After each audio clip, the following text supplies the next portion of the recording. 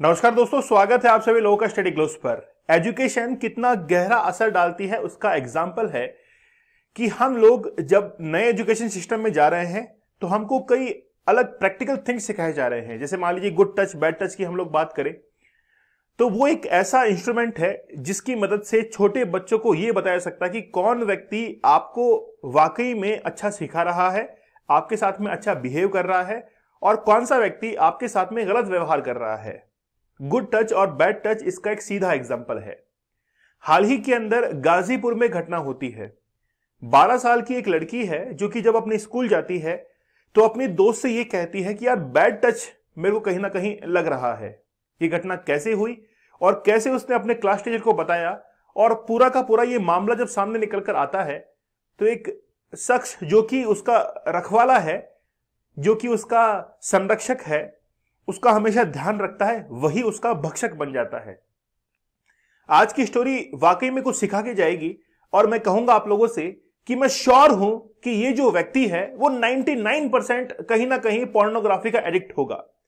वैसे तो न्यूज़पेपर के एडिटोरियल के अंदर ये बात लिखी नहीं है, लेकिन मैं अपने थोड़ा साइकोलॉजिकल एक पॉइंट ऑफ व्यू से ये कह सकता हूं कि ये जो इंसान है कहीं ना कहीं पोर्नोग्राफी का एडिक्ट होगा। चलिए शुरुआत करते हैं आज के इस लेक्चर की। आप हमारे 75 डेज हार्ड चैलेंज के साथ में जुड़ सकते हैं। अब इसके आउटकम आना शुरू हो चुके हैं। हमने जब इस कोर्स को शुरू किया था तो देखिए हर कोई इंसान शुरुआत में बेवकूफ कहलाता है, उन्हीं में से मैं एक था, लेकिन अब इसके आउटकम आना शुरू हो चुके हैं। आप लोग स्टडी ग्लोब्स के कम्युनिटी में जाकर देख भी सकते हैं।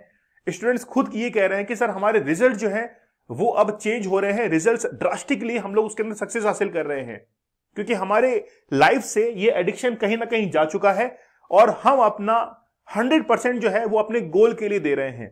आप लोग 75 टेक्निक जो है इसके बारे में सीख पाओगे कि कैसे हम लोग इस टेक्निक की बदौलत इस एडिक्शन से बाहर निकल सकते हैं। 75 रियल लाइफ स्टोरीज आप लोग को बताई गई हैं कि देखो, और इन्होंने अपनी लाइफ को सुधारने के लिए, इस एडिक्शन से बाहर निकलने के लिए इतना प्रयास किया है। और ये पूरा का पूरा कोर्स आपको चैलेंज कूपन कोड यूज करना है और डेली 4.6 रुपीज में, केवल मात्र 4.5 रुपए के अंदर आपको एक कोर्स अवेलेबल होता है।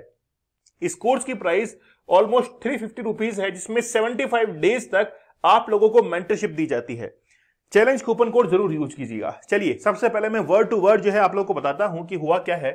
12 साल की एक लड़की है जिसको स्कूल के अंदर गुड टच और बैड टच जो है वो बताया गया था, और उसके बाद में उसने अपनी जो फीमेल क्लासमेट है उसके साथ में अपना शेयर एक्सपीरियंस किया, जो उसके साथ में हो रहा था उसको शेयर किया कि उसके साथ में घर पर जो है वो क्या चल रहा है।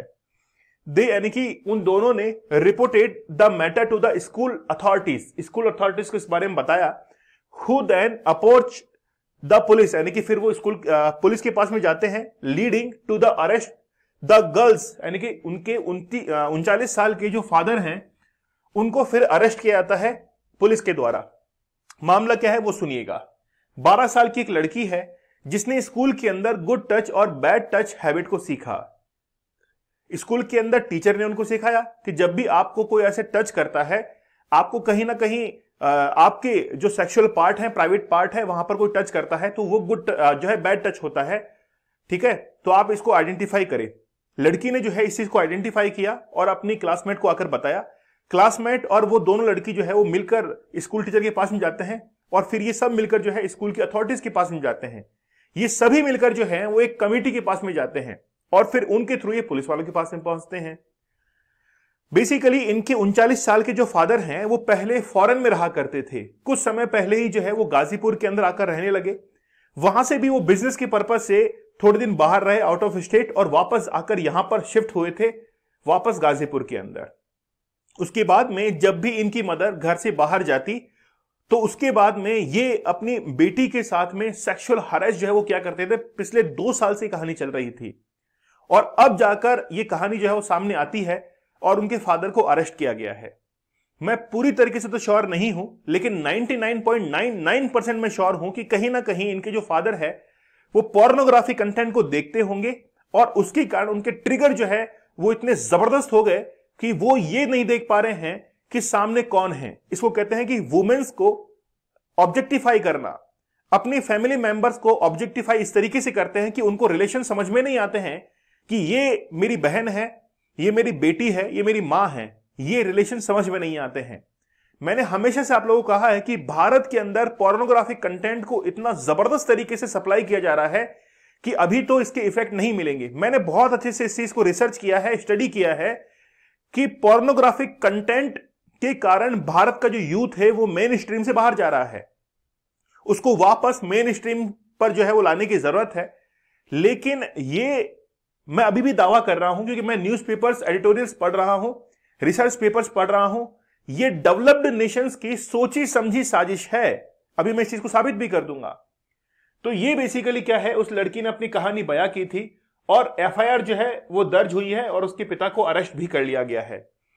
ये जितना भी प्रोसेस होता है वो बेसिकली पॉक्सो एक्ट के तहत होता है। यहां पर देखिए कि एक तो रेप चार्जेस लगाए गए हैं और पॉक्सो एक्ट जो कि 2012 के अंदर लाया गया था और 2016 के अंदर उसका अमेंडमेंट भी हुआ था।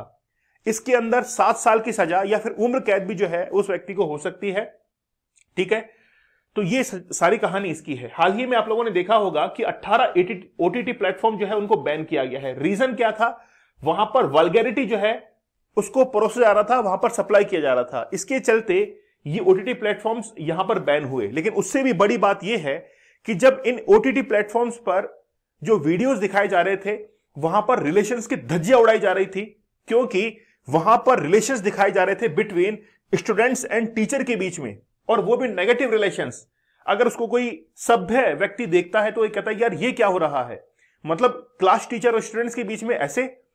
फिर दूसरा, फैमिली रिलेशन जो है उनको ऑब्जेक्टिफाई किया जा रहा था कि वाकई में फैमिलीज के अंदर जो है ऐसा चल सकता है। और फिर देखिए, देखने वाला तो क्या सोचता है कि यार वाकई में चलता होगा फैमिलीज के बीच में, है ना, तो वो सोचने को मजबूर हो जाता है। तो जब ओटीटी प्लेटफॉर्म्स पर या हमारी फिल्म इंडस्ट्री के अंदर ऐसा दिखाया जाता है तो फिर ये सब जो है वो कारनामे सामने निकल कर आते हैं। इसीलिए मैंने कई बार कहा है कि नेटवर्क ऑपरेटर्स और इंडियन गवर्नमेंट इस चीज को बैन कर सकती है कि ये जो वल्गैरिटी पोर्नोग्राफिक कंटेंट परोसा जा रहा है, खासतौर पर with the help of social media की साइड से ये जो कंटेंट है इसको भर भर कर, आप देखिए इंस्टाग्राम पर हर 3-4 रील्स के बाद में एक ऐसी रील आती है जो कि आपको ट्रिगर करती है। उसमें ऐसा भद्दा डांस होता है, उसमें इस तरीके से उसको दिखाया जाता है कि देखो वास्तव में ऐसा ही चल रहा है, और जो व्यक्ति समझ नहीं पाता है उसके लिए वो ट्रिगर का काम करता है। इसलिए मैंने आप लोगों से कहा है कि सोशल मीडिया एप्स, खासतौर पर इंस्टाग्राम, फेसबुक, इनको अनइंस्टॉल कर दीजिए। हम लोग सोशलाइज इनके बिना भी हो सकते हैं। आप इस चीज को समझ जाइए, जितना जल्दी समझेंगे उतना आप लोगों के लिए बेहतर होगा। अगर आपको सोशलाइज होना है तो अपने पेरेंट्स के साथ में रहिए।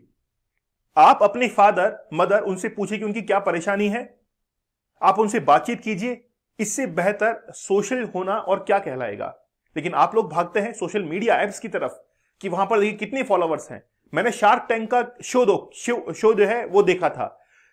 मैंने उस समय उस चीज को आइडेंटिफाई किया कि उनमें से एक व्यक्ति ने ये कहा कि यार आपके इतने कम फॉलोवर्स हैं, आप कर क्या रहे हैं, आपने अपनी जिंदगी में किया क्या है, इतने कम फॉलोवर्स हैं। तो उन्होंने कहा कि सर मैं इसका यूज नहीं करता हूं, ये तो अपने आप ही फॉलो हो चुके हैं।